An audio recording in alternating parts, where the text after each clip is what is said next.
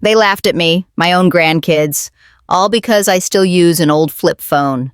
To them, it was a relic, something to tease me about at family dinners. They waved their shiny smartphones in the air, chuckling as they called me old school. I didn't mind at first, until the Wi-Fi went out and a $500 bill came knocking. That's when their laughter turned to silence, because Grandma's old-fashioned ways were exactly what saved them. Tell me, have you ever been mocked, only for the tables to turn? Share below. Now, let's get into today's story. I've never been one to chase after the latest gadgets. My old flip phone does exactly what I need it to. Makes calls, sends a text or two, and stays charged for days without fuss. While everyone else scrolls through screens all day, I enjoy my garden, my crossword puzzles, and the peace of knowing I don't have to update an app every 5 minutes. But to my grandkids, my little phone was a comedy act. Every Sunday dinner, without fail, one of them would pipe up with a joke. "Grandma, do they even make chargers for that thing anymore?" Or, "How do you survive without TikTok?" The table would erupt in giggles, their faces glowing in the reflection of their devices. I'd smile and let them laugh. After all, I had thicker skin than that. Still, I'd be lying if I said it didn't sting just a little. They didn't understand that sometimes simplicity is its own kind of strength. The truth is, I've lived long enough to see technology come and go. I remember rotary phones, cassette tapes, dial-up internet. Each new invention felt like a miracle. But somewhere along the way, people stopped treating technology as a tool and started treating it as a lifeline. And my grandkids were no exception. One Saturday afternoon, that truth came knocking. Literally, the Wi-Fi at their house had been cut off. The bill had been ignored too long, racking up late fees until it ballooned to $500.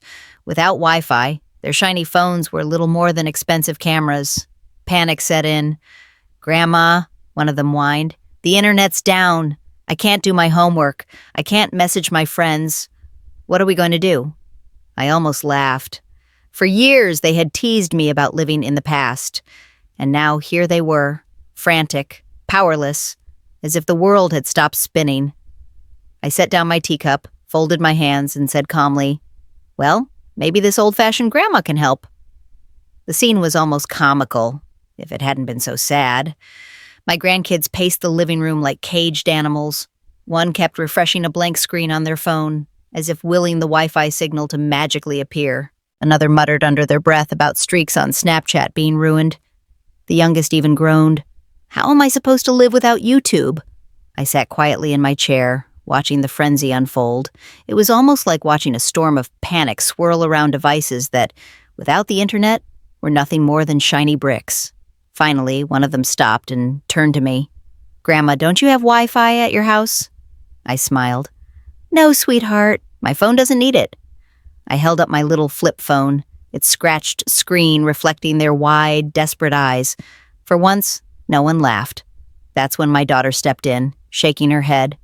"The bill came last month, but I couldn't cover it in time.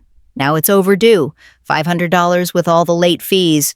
If it doesn't get paid soon, it won't just be shut off temporarily, it'll be canceled altogether." The grandkids froze. $500 might as well have been $5 million in their world. They didn't have that kind of money. Their parents were stretched thin. The Wi-Fi, their lifeline, was about to vanish completely. I set my phone down on the table, folded my hands, and said softly, "Well, it sounds like someone in this room should probably step in." Their heads whipped toward me. "You mean you'll pay it?" I nodded slowly. "I will. But not because of your whining, not because I need Wi-Fi. I don't. I'll pay it because I love you. And sometimes love means teaching a lesson as well as solving a problem." Their eyes went wide, mouths hanging open. For years, they had mocked me, called my little phone a joke. And now, the grandmother with outdated technology was the only one who could save their precious connection. Inside, I felt a quiet satisfaction. Not smugness, not revenge, just the peace of knowing that life has its way of flipping the script. The next morning, I drove to the service office with the overdue bill folded neatly in my purse. My flip phone sat beside it, quiet and reliable, as though reminding me that true usefulness doesn't always look flashy. The clerk scanned the account, her eyebrows raising. "Yes, ma'am, the balance is $500 even, including late fees. Would you like to clear it today?" I handed over my card without hesitation. Yes, I said firmly. Clear it completely. With one swipe, the account was restored. Wi-Fi service would be back on within the hour. When I returned home, my grandkids were slumped on the couch, moody and restless. Their phones dangled in their hands, useless. The moment the router lights blinked green, they shot upright. Notifications buzzed like fireworks, and they scrambled to catch up on everything they'd missed in the last 24 hours. At first, the excitement drowned out everything else.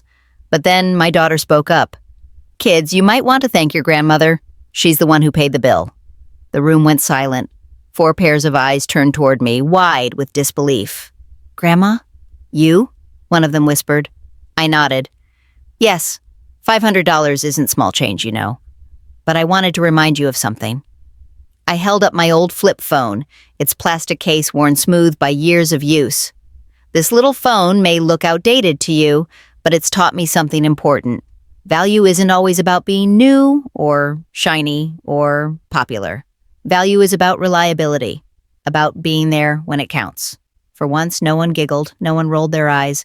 They set their smartphones down, suddenly quiet. I could see it on their faces, the realization sinking in. The woman they had teased for being behind the times had just bailed them out in the most modern way possible by paying for the very service their fancy phones couldn't function without. It wasn't just about Wi-Fi. It was about respect. For the rest of that evening, the energy in the house was different. My grandkids, usually so quick to fire off sarcastic comments, were uncharacteristically quiet. Every so often, one of them would glance at me, as if seeing me for the first time. Later during dinner, the youngest cleared his throat. "Grandma," he said softly, "but thank you for paying the bill." The others chimed in, their voices hesitant but sincere. "Yeah, thanks, Grandma. We didn't realize it was that much." I smiled gently. You know, money is one thing. But what hurt wasn't the bill. It was the laughter. All those times you mocked me for not keeping up with your phones and apps, you made me feel small. But today reminded me, and I hope it reminded you, that being useful has nothing to do with being trendy. They shifted in their chairs, their faces flushed. My daughter nodded slowly, her eyes meeting mine in quiet agreement. I continued, my tone calm but firm.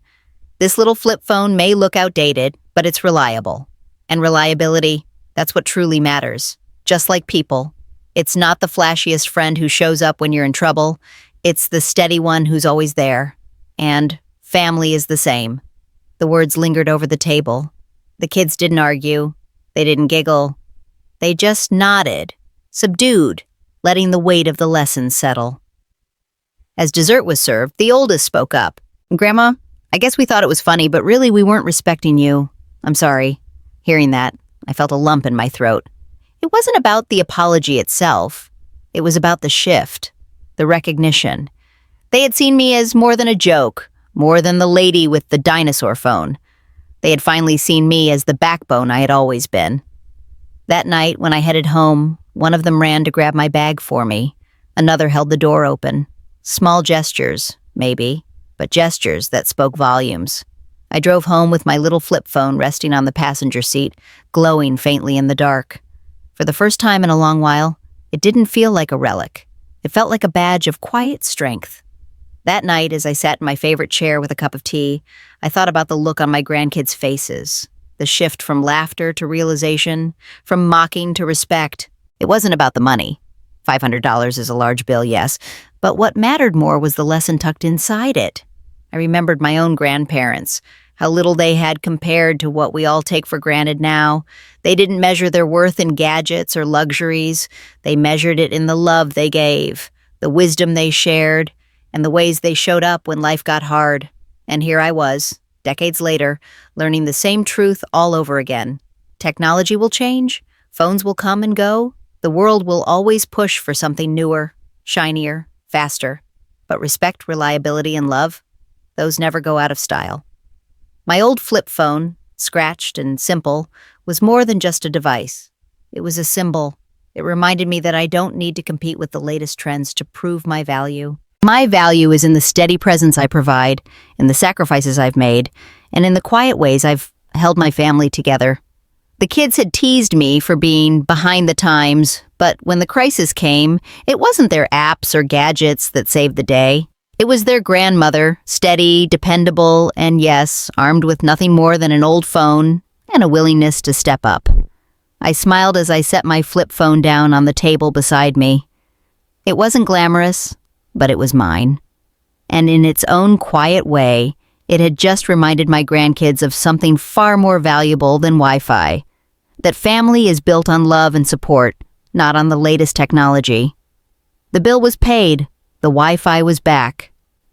But the real connection, the one between me and my grandkids, felt stronger than it had in a long time. So here's what I've learned. Value isn't measured by the phone in your pocket or the gadgets on your desk. It's measured by the love you give, the steadiness you bring, and the ways you show up when it matters most. My grandkids thought my flip phone made me outdated, a relic from another time. But when the Wi-Fi bill came due, it wasn't their apps or devices that saved the day. It was me. Sometimes the greatest lessons come wrapped in small, everyday moments. That day, they learned respect, and I was reminded that being reliable will always outshine being trendy. Tell me, have you ever been mocked for being old-fashioned, only for life to prove your way was right? Share your story in the comments.